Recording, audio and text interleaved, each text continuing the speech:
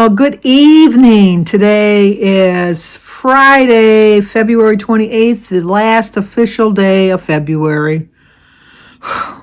Gone much too soon. Way too soon. But we have birthdays today, and I'm going to screw your name up, I know, Joni. I think it's Arcocha.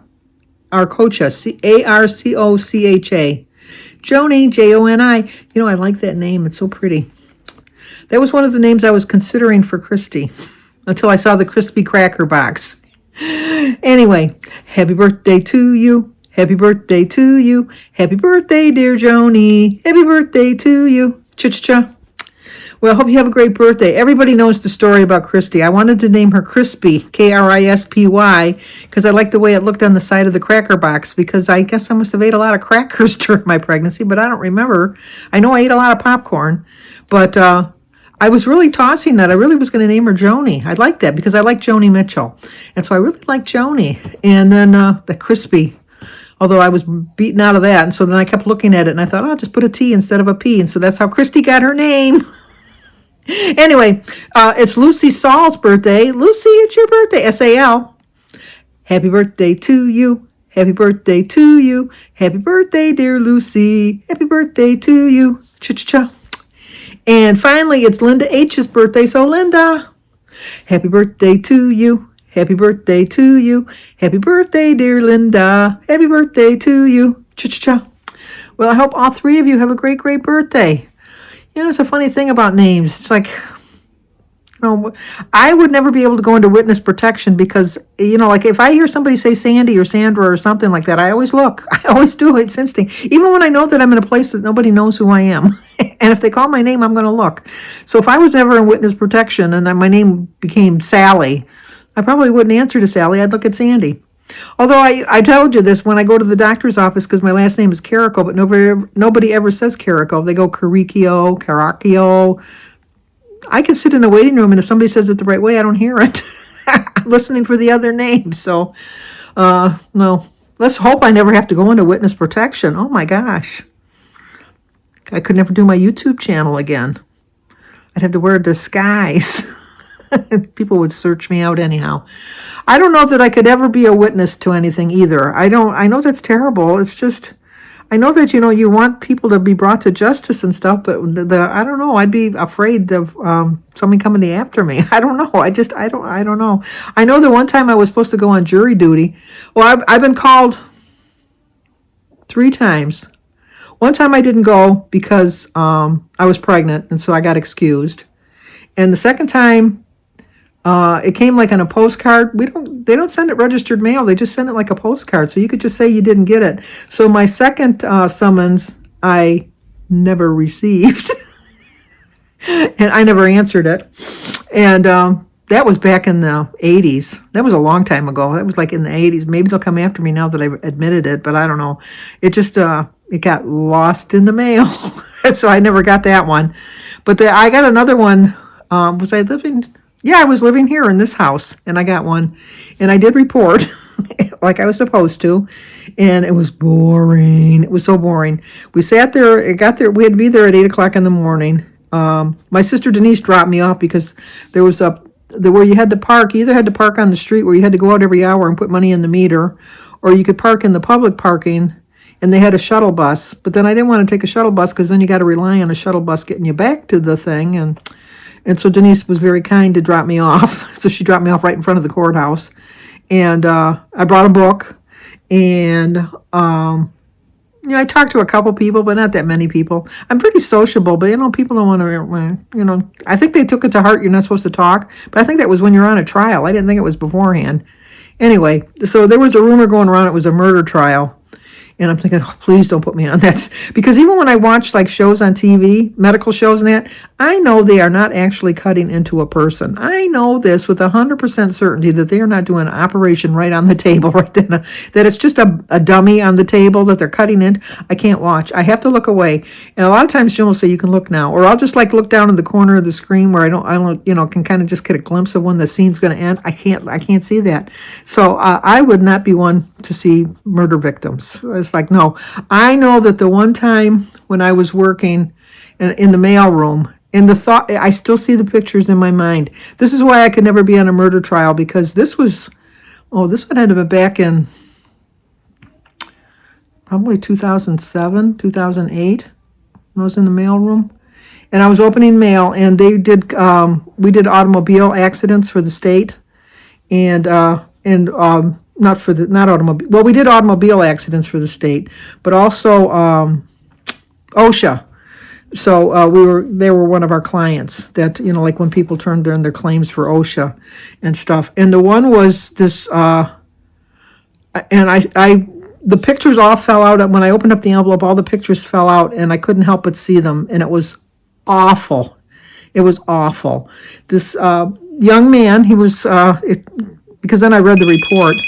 Oh, I gotta get this. I'll be right back. That was Mary, my cousin, who she used to watch him when he was a little boy. My cousin's son, so it was like a second cousin. His wife just had a baby, so she was just calling me to tell me that she considers herself a grandma because she was like a foster mother to him. So I was just congratulating her. But anyway, this young man, he was working on some kind of machinery, and he had a loose shirt on, and his supervisor came and told him that that was against OSHA, that he had to take the shirt off, he had to wear this thing, and or button his shirt up or something, and being 18 years old, I guess the kid thought he knew more, and it involved like putting your arm into the machine or something, and then taking it out pretty quick or whatever, and he didn't do his shirt up, and the machine sucked him in and stripped all of his clothes off the machine, and it was awful. It was just, and I thought, oh my, I was so ill from seeing those pictures, and I thought, oh my gosh, and then it was awful. And then they were trying to do a settlement agreement for the family. They weren't trying to screw the family. It was just trying to do a settlement agreement, but they had to have the pictures. And so then I always made a point after that to look at the envelope to see who it was for. I'd be very careful when I opened the envelope, because we had to open the mail and like throw the envelopes away and all that stuff. But that vision of that poor young man is still in my brain to this day. And it's like, so I thought, I can't be on a murder trial. I just can't be on a murder trial. So I'm trying to think while I'm sitting in there, well, what's the excuse I'm going to use? Well, you know what? I have little kids at home. No, I don't. They were all grown. The only one we had at home was David, and he was his grandchild. So it's like, and we didn't have full support of him, so it wasn't that. So we sat there all morning, and then was rumors that they were talking about a settlement agreement, like a plea bargain. That was it. So they told us we could go to lunch, but they said, make sure you come back for lunch. So, I went to lunch across the street, had a sandwich, came back, and I would say half the room was gone. Half the room was gone. And, because they had heard that there might be a settlement agreement, they figured, why stay? Because they gave us an hour lunch, and they figured, why are we going to stay around for an hour when they're just going to let us go home anyhow?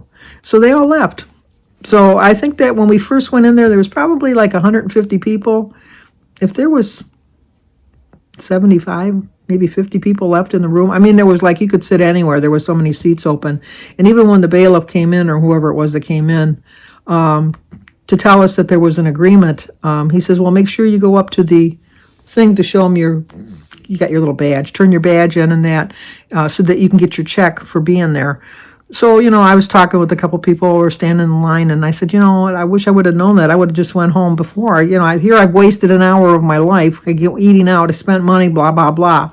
And so then the lady in front of me asked the guy, she says, well, what happens to the people that left that don't turn in their badges now? And he says, when I get done collecting all the badges today, like when the last person comes to the line and I turn their badges in, if you have a badge after that, you're not getting paid. And I said, so they sat here all morning? He says, they sat here all morning for free. So they didn't get paid.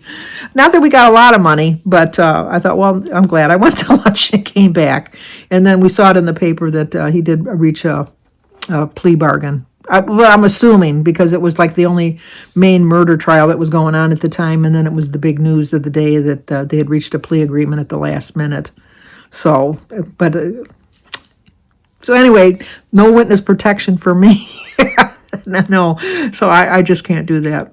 But I don't even know how I got on that subject. And you know what? It's too far gone to even try to rack it back in. Oh, names. How you name people.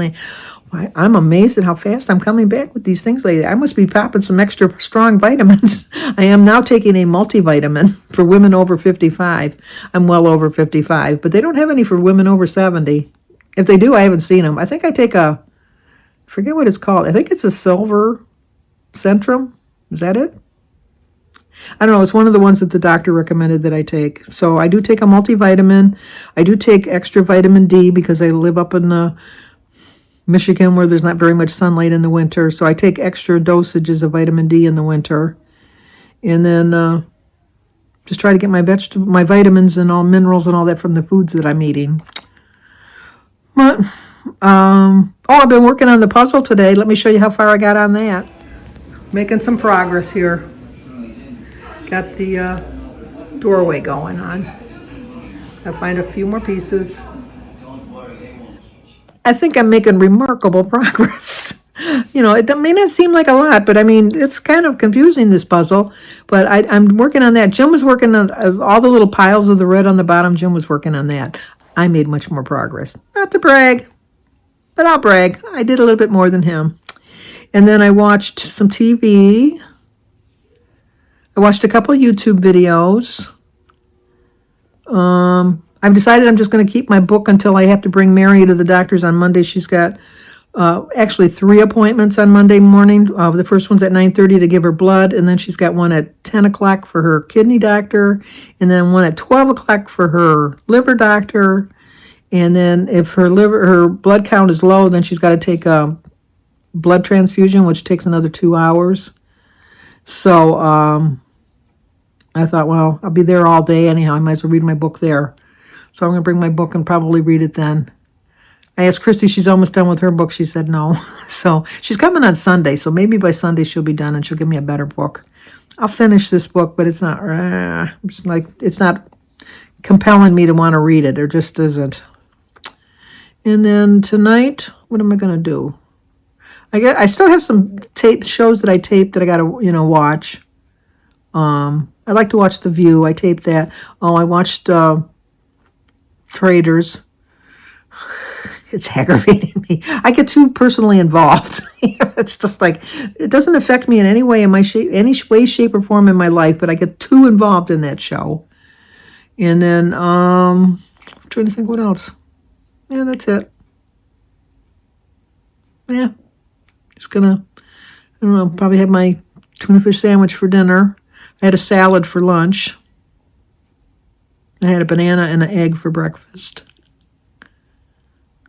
Yeah. Nothing else going on. I do have to get out and put some bird food in my feeders because I did note, I do have suet, S-U-E-T. I have like little suet holders that I have out there that the birds have been eating. The birds, I should say the bird, because I very rarely, I get a woodpecker every once in a while. But today I had a whole flock of birds looking for food, and I don't have that little birdhouse that Edie gave me. It lights up every night.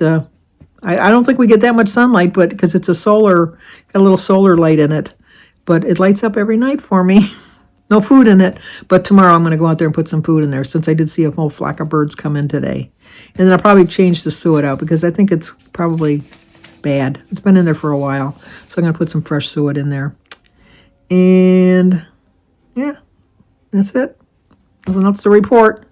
So, yeah, let's talk again tomorrow. How about that? See you then.